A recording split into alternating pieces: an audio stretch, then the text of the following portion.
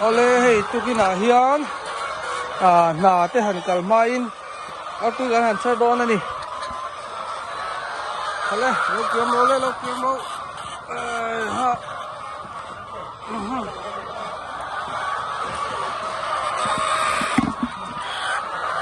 anui về chi là niệm hay anh tui hẳn sờ hi mo lâu ngạc về nó sắc học mấy chi nào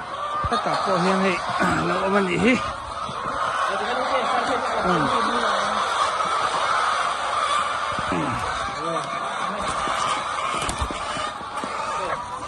thôi mo anh sao này ốm đã hát sắc tê Pariat mo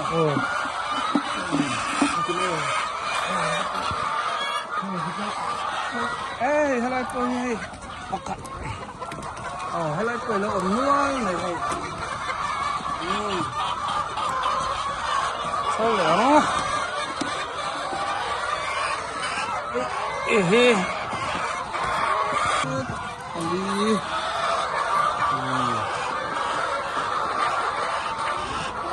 helai ru mà hiền sao nghe tarap te ulut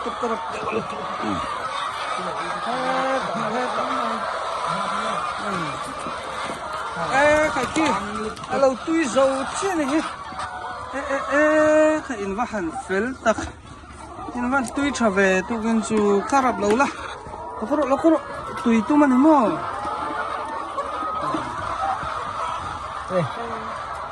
va phải về rồi tui dầu liền hơn này anh liền hết bây giờ lại còn mua lấy từ rồi làm mỏng lên là con lâu 1 triệu cho vía vậy mà sẽ khi lại bị chun rập kia thì khi từ rồi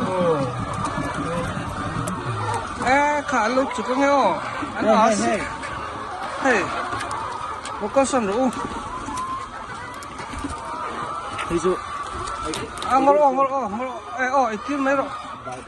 su lui mero sa avalo mo ve tero sakte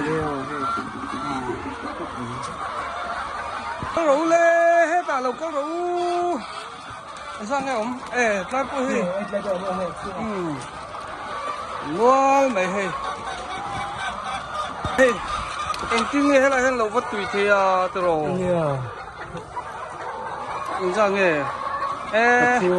anh liền khóc lẹ hơn chứ từng nào mình được chưa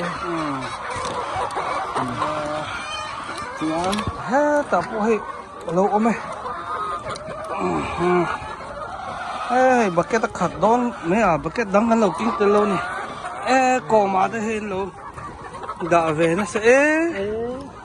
cổ mà tới lâu đã về đi em thấy hay tuyên chụp cái này rồi so ta bỏ xuống anh phải hắn lâu ôm đi có được lắm lại là ôm nó khát to về sắp thế nó cái nào sắp thế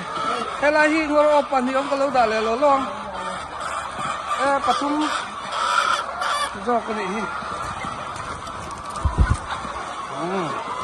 hay là cái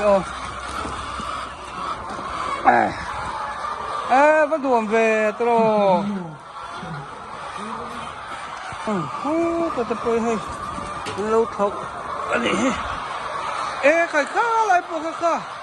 ông về luôn mấy hay ngồi khi lại bộ khi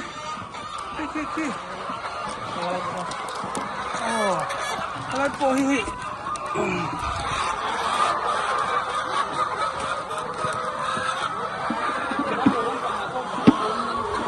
mẹ so lại kia là bộ số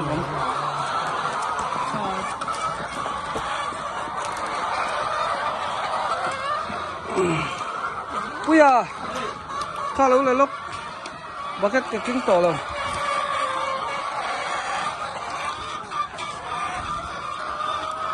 kia là cho case cái này hơn là cho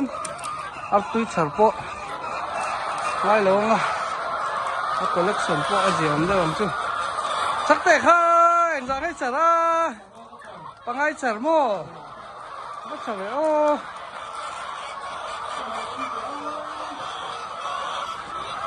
chẳng hẹp cốc lại hay tụi anh chung anh dọn hết miếng lên dọn đi kinh ngân kinh đây là tụi rồi sư phải ăn liền thằng á mày tụi rồi